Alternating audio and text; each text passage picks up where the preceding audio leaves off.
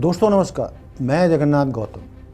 देश रोजाना यूट्यूब मंच पर आपका स्वागत है। दोस्तों, अब चुनावी राजनीति का पहिया बहुत तेजी से घूमने लगा है। आज पूरे देश में लोकसभा चुनावों का कार्यक्रम घोषित कर दिया गया है और ये 2-2.5 जो महीने हैं, इसमें 5 साल की सबसे ज़्यादा सरगर्मियाँ अब शुरू हो गई हैं। जून में रिजल्ट, फर्स्ट वीक में जून में लोकसभा चुनावों के परिणाम घोषित होंगे और 10 जून तक नई सरकार का गठन हो जाएगा। हालांकि ये पिछली बार से थोड़ा डिले हो गया है सारा कार्यक्रम। तो दोस्तों, ये भी साफ हो गया कि भाजपा ने दुष्यंत चौटाला या कहें जेजेपी के काफ़ी प्रयास करने के बावजूद हरियाणा की 10 लोकसभा सीटों पर चुनावी गठबंधन नहीं किया। जजपा ज़्यादा उत्साहित थी भाजपा से चुनावी समझौता करने के लिए, लेकिन भाजपा के अपने कारण हैं। भाजपा को नहीं लगा कि चुनावी गठबंधन करके दुष्यंत चौटाला या जजपा के साथ भाजपा को कोई फ़ायदा होगा, तो इसलिए उन्होंने 10 सीट पर, हरियाणा की 10 लोकसभा सीट पर चुनाव लड़ने का फैसला किया। अब सवाल पैदा होता है कि जजपा का क्या होगा। मैं फिर दोहरा दूं कि अब सवाल पैदा हो रहा है कि जजपा का क्या होगा। एक प्रश्न चिन्ह लग गया है जजपा के लोकसभा चुनाव लड़ने पर भी और जजपा के भविष्य पर भी। लेकिन इस माहौल में जो सबसे बड़ी जजपा के लिए उम्मीद की किरण है वो ये है कि चौधरी ओम प्रकाश चौटाला, जो दुष्यंत चौटाला के नाम से ही भड़क जाते थे कि उसको क्या आप दोबारा इनेलो में ले लेंगे, लेकिन वक्त के साथ साथ बहुत कुछ बदलता है, सोच भी बदलती है। अंततः ओम प्रकाश चौटाला जी की सोच बदली और पिछले दिनों उन्होंने दोनों भाइयों के या जजपा इनेलो के एक होने पर अपनी सहमति व्यक्त कर दी और कहा कि दोनों भाई अपने जो भी मनमुटाव हैं उनको दूर कर लें और इनेलो को नए सिरे से मजबूत करके दोनों भाई इकट्ठे होकर इनेलो को नए सिरे से मजबूत करके हरियाणा में उसको एक राजनीतिक ताकत बनाएं। ये इशारा उन्होंने पिछले महीने कर दिया और उसका जवाब तत्काल तो डॉक्टर अजय चौटाला, जो ओम प्रकाश चौटाला जी के बड़े पुत्र हैं, नहीं दिया था। लेकिन इसी सप्ताह, बीते सप्ताह, उन्होंने भी चौधरी ओम प्रकाश चौटाला जी के फैसले को मानने के लिए अपनी हामी भर दी और कहा कि वो हमारे बड़े हैं, जो वो सोचेंगे हमारे भले के लिए सोचेंगे, हमारे पिता हैं। और उन्होंने जजपा इनेलो एक होने के लिए अपना आशीर्वाद दे दिया है और अब वो उसका विरोध नहीं करेंगे। तो हम भी चौधरी ओम प्रकाश चौटाला जी के आह्वान पर पुणे इनेलो के साथ जाने को तैयार है। हमने इस पर पिछले दिनों एक स्टोरी भी की थी। बहुत लोगों ने उसको सराहा है और उसमें बहुत सारे प्लस माइनस कमेंट्स भी आए हैं। अभय चौटाला के समर्थकों ने अलग दिए हैं, अजय चौटाला के समर्थकों ने अलग कमेंट दिए हैं, दुष्यंत चौटाला के समर्थकों ने अलग दिए हैं। उसमें कुछ पॉजिटिव हैं, कुछ माइनस हैं। तो अब सवाल ये पैदा होता है कि ये 3 पार्टियां हैं एक तरीके से, जिनके दम पर इनेलो पुणे एक हो सकता है। डॉक्टर अजय चौटाला, जो दुष्यंत चौटाला के पिता हैं, और अभय चौटाला, जो चौधरी ओम प्रकाश चौटाला के छोटे बेटे हैं। लेकिन चौधरी ओम प्रकाश चौटाला ने अपनी राजनीतिक विरासत या अपनी इनेलो पार्टी का मुखिया अभय चौटाला को बनाया। चलिए, ये उनका निजी फैसला है कि उन्होंने अपने बड़े बेटे की जगह अभय चौटाला को ही अपना राजनीतिक वारिस क्यों बनाया, वो हमारा आज का विषय नहीं, उस पर कभी फिर हम चर्चा कर सकते हैं। लेकिन आमतौर पर ऐसा होता है कि बड़े बेटे को ही वारिस बनाया जाता है, जैसे कि ताऊ देवीलाल ने अपने बड़े बेटे ओम प्रकाश चौटाला को अपना राजनीतिक वारिस बनाया था। तो उस लिहाज से देखें तो डॉक्टर अजय चौटाला इनेलो के मुखिया होने चाहिए थे या वारिस होने चाहिए थे ओम प्रकाश चौटाला जी की राजनीतिक विरासत के, लेकिन ऐसा हो नहीं सका। जो भी कारण है मैं उस पर नहीं जा रहा हूँ। लेकिन जो जानकार हैं, जो इनेलो का या ताऊ देवीलाल परिवार का इतिहास जानते हैं, तो वो ये भी जानते हैं कि जब तक इनेलो सत्ता में रही, चौधरी ओम प्रकाश चौटाला मुख्यमंत्री रहे और सक्रिय राजनीति में रहे, तो इनेलो को आगे बढ़ाने में, इनेलो को पूरे हरियाणा में जन जन तक पहुंचाने में या आसपास राजस्थान, थोड़ा बहुत यूपी में भी उन्होंने कोशिश की थी, पार्टी का फैलाव करने में चौधरी ओम प्रकाश चौटाला के साथ साथ डॉक्टर अजय चौटाला की भी बहुत भूमिका रही थी।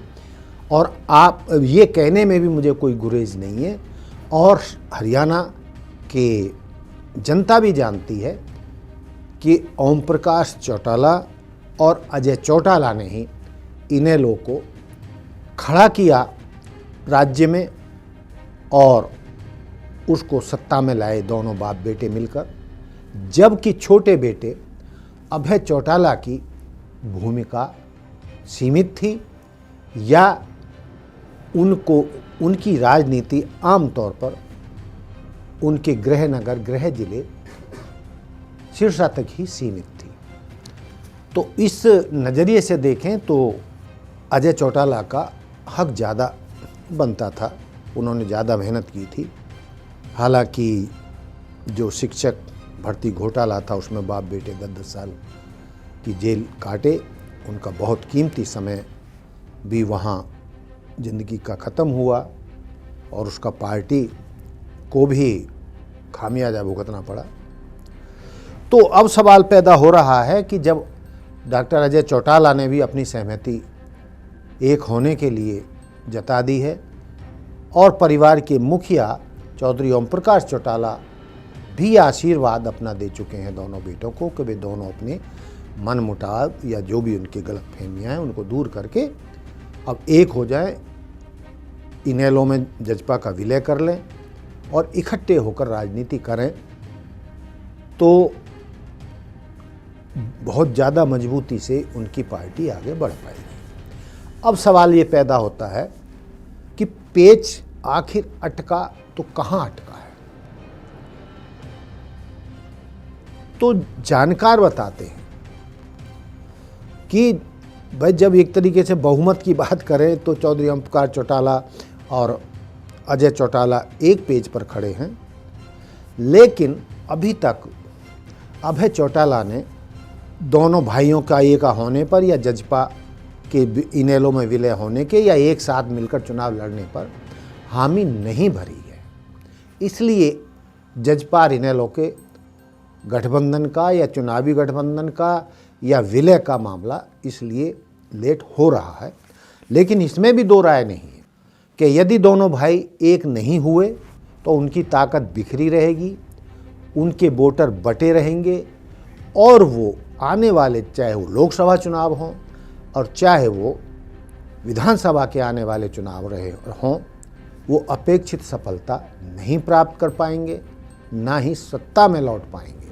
यदि उनके सत्ता में लौटने के कुछ चांसेस बनते हैं तो वो इसी बिना पर बनते हैं कि पूरा परिवार इकट्ठा हो जाए, दुष्यंत चौटाला, अजय चौटाला और अभय चौटाला और उनके बेटे सब मिलकर पार्टी को नए सिरे से संभालें, मजबूत करें और मजबूती से दोनों चुनाव लड़ें। तो मैंने कहा जैसे कि भी ये पेच फंसा है, तो कहाँ फंसा है, क्यों एका नहीं हो रहा है? तो जो जानकार बताते हैं वो ये है कि अभय चौटाला अपने बड़े भाई अजय चौटाला को तो सम्मान दे सकते हैं, उनको तो चौधरी मान सकते हैं, क्योंकि उनसे बड़े हैं, बहुत सम्मान भी करते हैं, दोनों भाइयों में बहुत प्यार भी रहा है। लेकिन लड़ाई चौधर की है। मैंने जो बताया, जो उनके करीबी हैं वो बताते हैं कि अभय चौटाला अपने बड़े भाई को चौधरी मान सकते हैं, लेकिन अभय चौटाला की खुन्नस दुष्यंत चौटाला से है और इन दोनों के बीच में ही तू मैं हुई है।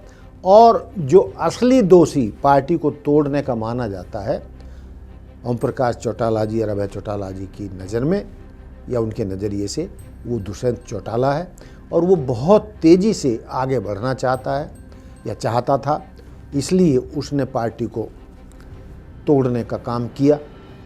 वो सारे परिवार से आगे निकलकर हरियाणा का सीएम बनना चाहता था, जबकि ये काम चौधरी ओम प्रकाश चौटाला ने देखना था, या उसके पिता अभय चौटाला या उसके ताऊ डॉक्टर अजय चौटाला की जिम्मेदारी थी कि वो किसको चौधर सौंपें या किसको कितना आगे बढ़ने दें। तो पेच फंसा दुष्यंत चौटाला की वजह से। इसमें भी दो राय नहीं है कि मैं भी जानता हूँ, पूरा हरियाणा जानता है कि अभय चौटाला यूँ तो यारों के यार माने जाते हैं, जवान के पक्के माने जाते हैं, लेकिन उनकी जो भाषा है, तू मैं की भाषा है, वो अपमानजनक भाषा का इस्तेमाल करते हैं अपने बड़ों के लिए भी। यदि उनकी आप भाषा देखेंगे, चाहे वो भूपेंद्र सिंह हुड्डा के लिए रही हो, वो हरियाणा के सीएम रहे हैं, सांसद रहे हैं कई बार, चाहे चौधरी बीरेंद्र सिंह के लिए, वो तू तड़ाक से मतलब इस्तेमाल तू तड़ाक की भाषा का इस्तेमाल करते हैं, अपमानजनक भाषा का इस्तेमाल करते हैं। उसी भाषा का इस्तेमाल वो दुष्यंत चौटाला के लिए भी करते हैं। फिर दुष्यंत चौटाला भी उसी परिवार का खून है, वो भी पलटवार करता है, वो भी अभय चौटाला को उसी भाषा में लगभग जवाब देता है। तो दरअसल टसल जो है ज़्यादा, जो प्रयास होने के बाद चौटाला जी के हाँ बनने और अजय चौटाला के हाँ बनने के बाद भी जो एका नहीं हो रहा है, तो चचा भतीजे की टसल है। हालांकि ये माना जा रहा है कि अजय चौटाला और चौधरी ओम प्रकाश चौटाला प्रयास करेंगे तो चचा भतीजे में भी समझौता हो जाएगा और जजपा इनेलो एक हो जाएंगे और इनेलो को मजबूत करके सत्ता में लाने का प्रयास करेंगे। और चौटाला परिवार के हक में, चौटाला परिवार की राजनीति के हक में भी यही होगा कि चचा भतीजे और दोनों भाई मिलकर मजबूती से इनेलो को मजबूत करें। अब ये सवाल ये पैदा होता है कि अभी तक इसमें क्यों देरी हो रही है। देरी इसलिए ही हो रही है चौधर की लड़ाई कि भाई परिवार का चौधरी कौन हो। चौधरी ओम प्रकाश चौटाला तो अब बेशक मुखिया हैं, लेकिन उम्र दराज हो चुके हैं। अब वो तो राजनीति में, सक्रिय राजनीति में उतना भाग ले नहीं सकते शारीरिक कारणों से, उम्र के कारणों से। तो सवाल पैदा होता है कि भाई अब इसलिए एका नहीं हो रहा कि भाई चौधरी कौन बने। मैं फिर दोहरा रहा हूँ कि अभय चौटाला किसी हद तक अपने बड़े भाई को तो चौधरी मान सकते हैं परिवार का या राजनीति का, लेकिन वो दुष्यंत चौटाला को चौधरी मानने के लिए तैयार नहीं है। और जब तक दुष्यंत चौटाला अपने चाचा को सम्मान नहीं करेगा, अपनी गलतियों का एहसास नहीं करेगा, चाचा के रूप में उनको मान्यता नहीं देगा, अपनी भाषा में सुधार नहीं करेगा, और इसी तरीके से जब तक अभय चौटाला भी अपना नरम रुख नहीं करेंगे, अपनी भाषा को संतुलित नहीं करेंगे, और जब उनके पिता दोनों परिवारों में दोनों भाइयों में एका की बात कर रहे हों, जजपा इनेलो को आपस में विलय करने की बात कर रहे हों, तो अभय चौटाला को भी संयम से काम लेना चाहिए और अपनी भाषा पर नियंत्रण करना चाहिए। चूँकि इनेलो की शक्ति बढ़ना महत्वपूर्ण है, इनेलो का एक बड़ी राजनीतिक शक्ति हरियाणा में नए सिरे से बनना महत्वपूर्ण है, न कि आपस में तू में। तो दोस्तों, मैंने बताया कारण कि चौधर की लड़ाई है। अभय चौटाला को किसी हद तक मुंहफट कहा जा सकता है, बदजुबानी वो करते हैं, इसमें पूरा प्रदेश जानता है। यदि वो अपनी बदजुबानी बंद कर दें और जजपाल दुष्यंत चौटाला के पास के खिलाफ जो अब भी वो आग उगल रहे हैं उसे बंद कर दें, यदि वो इसी तरीके से आग उगलते रहे तो फिर अजय चौटाला और चौधरी ओम प्रकाश चौटाला के चाहते हुए भी जजपा और इनेलो का एका नहीं हो सकता, विलय नहीं हो सकता। दोनों आपस में मिलके चुनाव नहीं लड़ सकते, उन दोनों के बीच में चुनावी गठबंधन नहीं हो सकता, दोनों एक नहीं रहेंगे। तो ये उनके लिए राजनीतिक घाटे का सौदा होगा। और मुझे यह कहने में भी कोई हिचक नहीं है कि जहां पिछली बार कुछ हालात ऐसे थे कि लोगों ने दुष्यंत चौटाला को अपना आशीर्वाद दिया और वो 10 MLA ले आए जिताकर और सत्ता में भागीदार बने, डिप्टी CM भी बने और अपने कई विधायकों को उन्होंने मंत्री भी बनवाया। लेकिन जो फिलहाल राजनीतिक हालात बन रहे हैं और जितनी मेहनत अभय चौटाला ने इन सालों में की है, तो निश्चित रूप से ऐसा लगता है कि राजनीतिक तौर पर इस बार अभय चौटाला जजपा से, दुष्यंत चौटाला से काफ़ी आगे निकले हुए लगते हैं। हालांकि वो तो जब चुनावी मैदान में दोनों पार्टियां उतरेंगी, यदि दोनों में एका नहीं हुआ, विलय नहीं हुआ, तो कौन कितना ताकतवर है उसका तो फैसला तभी होगा। लेकिन जानकारों का फिर भी कहना है कि जजपा फिलहाल घाटे में रह सकती है। लोग ये भी कह रहे हैं कि लोकसभा चुनावों में की डगर तो उनके लिए बहुत मुश्किल है, लेकिन विधानसभा चुनाव भी उनके लिए भारी पड़ सकते हैं और अभय चौटाला जजपा पर भारी पड़ सकते हैं। लेकिन दोनों की बिखरी हुई ताकत और दोनों के बिखरे हुए वोटर, जो जाट समाज जो उनका कोर वोट बैंक है और जो किसान उनका कोर वोट बैंक है, तो निश्चित रूप से वो बटेगा। यदि उनका वोटर बटेगा, उनके समर्थक बटेंगे, तो उनकी शक्ति भी बटेगी और चौटाला परिवार के सत्ता में लौटने या मजबूती से चुनाव लड़ने और अच्छे चुनावी रिजल्ट देने की संभावनाएं बहुत कम हो जाएंगी यदि उन्होंने समय रहते एका नहीं किया और दोनों भाई मिलकर नहीं चले, जजपा और इनेलो का चुनावी गठबंधन नहीं हुआ या विलय नहीं हुआ। तो दोस्तों, जैसा कि मैंने कहा, बड़े खुले रूप से मैंने कहा है कि चौटाला जी ने सार्वजनिक रूप से कहा एका करने के लिए। अजय चौटाला ने भी सार्वजनिक बयान में कहा कि हम तैयार हैं। तो दोस्तों, देखते हैं कि इन्हीं लोकसभा चुनावों में दोनों का आपस में विलय हो जाता है और इकट्ठे होकर राजनीति करते हैं, या लोकसभा चुनाव के जब नतीजे आएंगे और वो नतीजे जजपा और इनेलो को यदि परेशान करने वाले निकले, तो उसके बाद तो इनका आपस में समझौता या विलय होना या विधानसभा चुनाव मिलकर लड़ना लगभग तय हो जाएगा। तो दोस्तों, देखना ये है कि इनके बीच समझौता लोकसभा चुनावों से पहले हो पाता है, जो थोड़े ही दिन की बात है, या लोकसभा चुनाव के बाद होगा या नहीं होगा। संभावना तो ये है कि अजय चौटाला और डॉक्टर ओम प्रकाश चौटाला जी की सहमति के बाद ये हो जाना चाहिए। और यदि चौधर की लड़ाई के कारण अभय चौटाला अड़े रहते हैं तो फिर 100% नहीं कहा जा सकता कि क्या होने वाला है, एक होंगे या नहीं होंगे। और ये सवाल मैं अपने दर्शकों के लिए छोड़ देता हूँ कि वो अपनी राय दें कि क्या होने वाला है, दोनों परिवार एक होंगे या नहीं होंगे। चचा भतीजे अपनी जुबान या बुद्धिजवानी जो करते हैं उसको बंद करेंगे या नहीं करेंगे, या चौधर की लड़ाई में ये चौटाला परिवार बिखर कर राजनीतिक रूप से खत्म होने की ओर अग्रसर तो नहीं हो जाएगा। तो दोस्तों, देखते रहिए देश रोजाना। मिलते हैं कल फिर एक नए एपिसोड में नए मुद्दे के साथ। जय हिंद, जय भारत, जय संविधान। नमस्कार।